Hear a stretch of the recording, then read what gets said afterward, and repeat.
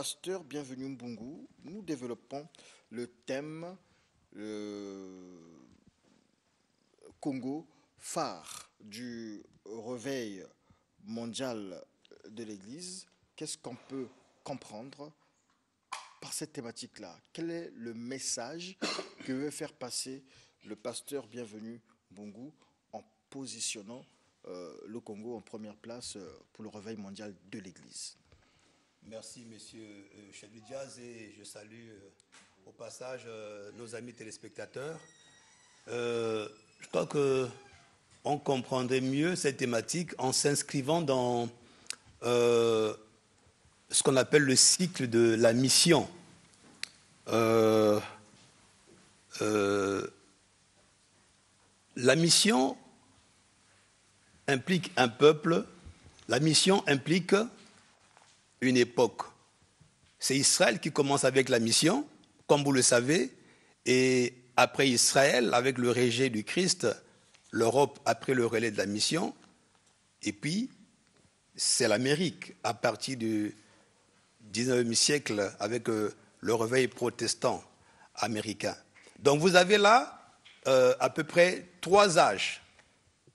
Israël, l'Europe avec la Renaissance au XVIe siècle, avec un certain Martin Luther au cœur, qui est donc le père de la société moderne, qui est en train de passer aujourd'hui, puisqu'on parle du post-modernisme.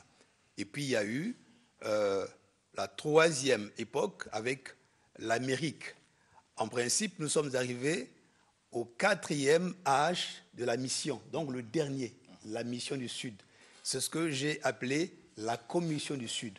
Parce que la mission engage aussi bien l'individu, la famille, la communauté, comme l'église du pasteur qui était là, et la nation, comme Israël. Israël est à la mission en tant que nation, mais il y a aussi la dimension cardinale.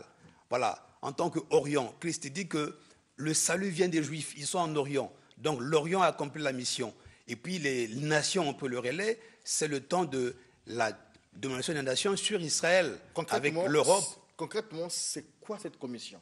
Oui, mais la commission, c'est un peu ce qui s'inscrit dans ce que nous lisons dans le livre de Matthieu. Allez, faites toutes les nations, les disciples. Il s'agit d'aller annoncer la bonne nouvelle. Et cette bonne nouvelle est annoncée de façon échelonnée sur l'échelle de l'histoire. C'est pourquoi on a évoqué les peuples.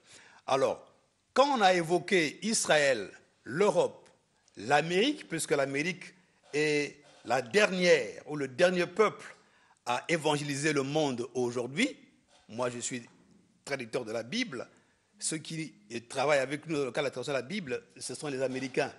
Et j'aurais pu évoquer aussi l'époque où j'ai gouverné, j'ai géré la mission SEMEM au Congo pendant 3 ans, ce sont les Américains. Et je ne suis pas surpris de voir que nous ne travaillons pas avec la France qui a colonisé le Congo, mais avec les Américains parce que c'est eux qui ont le mandat aujourd'hui de gouverner. Mais le temps de l'Amérique, c'est fini.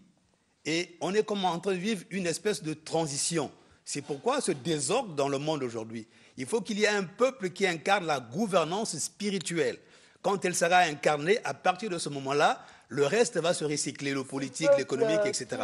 Et ce peuple-là, justement, va être l'Afrique, puisque l'Afrique est au sud, au cœur de ce qu'on va appeler la commission du Sud. Entre d'un côté l'Amérique latine, qui est aussi dans l'hémisphère sud, et l'Asie du Sud-Est. Pasteur Serge, ce peuple qui incarne cette gouvernance, c'est l'Afrique et en l'occurrence le Congo. Tout à l'heure, en préparant ce plateau, vous disiez que l'autel et le sacrifice ont eu une place ou encore un rôle dans cette renaissance spirituelle. Concrètement, comment expliquer ces deux notions, autel et sacrifice? Oui, justement, l'autel typifie le culte. C'est pourquoi le micro. Oui, mais j'ai du mal à utiliser. J'aime bien exprimer ma pensée avec le gestuel. Je crois l'avoir demandé expressément, mais ça n'a pas été entendu comme ça. J'aime bien parler avec mes mains aussi. Alors, donc, l'autel structure le domaine du culte. Ici, le culte est situé au cœur du milieu du pays d'Égypte. C'est donc l'Afrique. Ça veut dire quoi? Ça veut dire que ce peuple qui va aller en mission doit avoir un point de contact avec celui qui apporte la révélation. Parce qu'il n'y a pas de mission sans mandataire. Donc celui qui donne le mandat a un point de contact avec celui qui l'envoie en mission. C'est l'autel. Et aussi longtemps que l'autel n'est pas structuré, c'est le désordre que nous avons dans l'Église aujourd'hui. Israël a eu la révélation, parce qu'Israël est allé en mission, sachant expressément qu'est-ce qu'Israël devait faire. Mais quand les nations vont, notamment l'Europe, quand vous lirez dans Genèse 27, Japheth a sa part sur la tente de Sem. Donc c'est un peu sous couvert d'Israël que l'Europe et l'Amérique vont en mission. C'est pourquoi on parle du judéo-christianisme. En réalité, ça ne concerne pas directement l'Afrique. Donc, maintenant que cette tente de Sem est vide, parce qu'Israël a régné le Christ, l'Europe aussi est en train de se déchristianiser. Il reste une tente, c'est la tente de Cham. Nous sommes dans le contexte du Sud.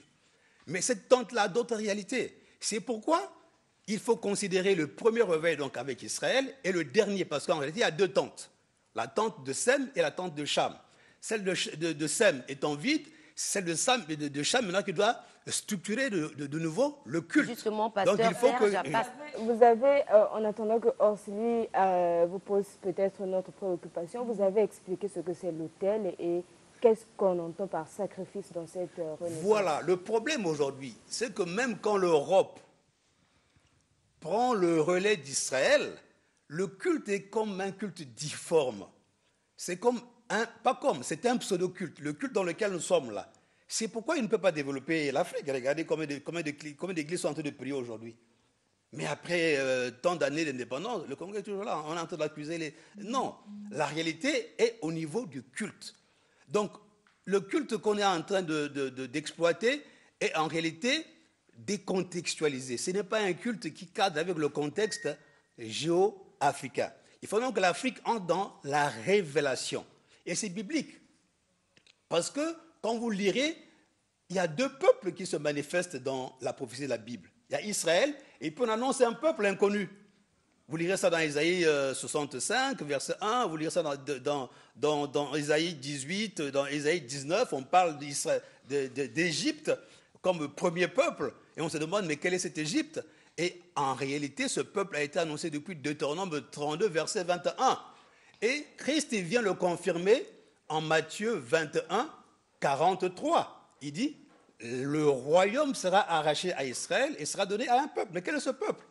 Et dans la parabole des ouvriers, on parle des ouvriers de la première heure et de la dernière heure, alors qu'on a recruté à la 9e heure, à midi, à 15 heures et à 17 heures. Mais on ne parle pas des autres, on parle des premiers et des derniers. Et les premiers ont été jaloux des derniers. Et ça se confirme ça se conforme avec la prophétie de Deutéronome 32, 21. Donc ce peuple qui fera la jalousie d'Israël va relever les protocoles du culte. C'est-à-dire qu'il va amener l'adoration à un niveau où Israël n'est pas arrivé. Donc il va se révéler à ce peuple de façon plus particulière. Et c'est le peuple de l'autel, ça peut être un autre peuple. Or, ce peuple a été situé dans le contexte de l'Afrique centrale. C'est pourquoi on ne peut plus pratiquer le culte tel qu'on le fait là. Ça a été une influence du culte occidental. C'est un pseudo-culte que maintenant, on doit réviser. C'est vrai, nous célébrons ici un Dieu, mais un Dieu qu'on ne connaît pas. Parce que l'apôtre Pierre, pour revenir au sacrifice, nous parle des sacrifices spirituels. Alors, mais vous avez encore des pasteurs qui vous disent, on ne vient pas à Dieu les mains vides. Mais ça, c'est un verset caduc qui n'a rien à voir avec le culte aujourd'hui. Pasteur, permettez, avant qu'Israël ne l'adore, il y a eu connaissance de ce Dieu. Mais comment faire pour que le monde se révèle aux Africains et quels sont les éléments du culte selon vous dans cette nouvelle alliance? Oui, c'est-à-dire que c'est ça, et le travail que l'élite sacerdotale africaine doit faire, c'est d'aller justement à rechercher la révélation. Comme c'est déjà écrit qu'il va se révéler à un peuple qui fera la jalousie d'Israël, c'est qu'il va le faire, puisque sa parole est oui et amen. Et nous, le travail qu'on a à faire, c'est de dire que ce peuple-là, c'est nous. Alors, à partir de ce moment-là, il faut que les Africains eux-mêmes maintenant comprennent quelle est leur mission et entre dans le secret de la révélation. C'est-à-dire que même sans effort, il va se révéler à l'Afrique. À partir de ce moment-là, l'Afrique va produire les protocoles du nouveau culte. Parce que tout montre, sur le plan éthique, quand vous voyez la morale dans l'Église aujourd'hui, notamment en Europe, ce que l'Église est en train de faire, vous comprenez que d'un point de vue éthique, l'Église est disqualifiée. D'un point de vue des sacrifices aussi, le protocole du culte, les sacrifices aujourd'hui ne sont pas conformes à ce que Pierre a indiqué, c'est-à-dire quand il a parlé des sacrifices spirituels. On ne connaît même pas quels sont les sacrifices qu'il faut apporter quand on va à l'église. On chante, on fait les choses. Et en plus, le peuple qui adore ne se connaît même pas. Vous allez trouver un peuple des païens, un peuple des convertis, mais ils sont tous en train d'adorer. Ce n'était pas ça Israël. Avant d'aller adorer, il faut être un peuple. Il faut être une nation.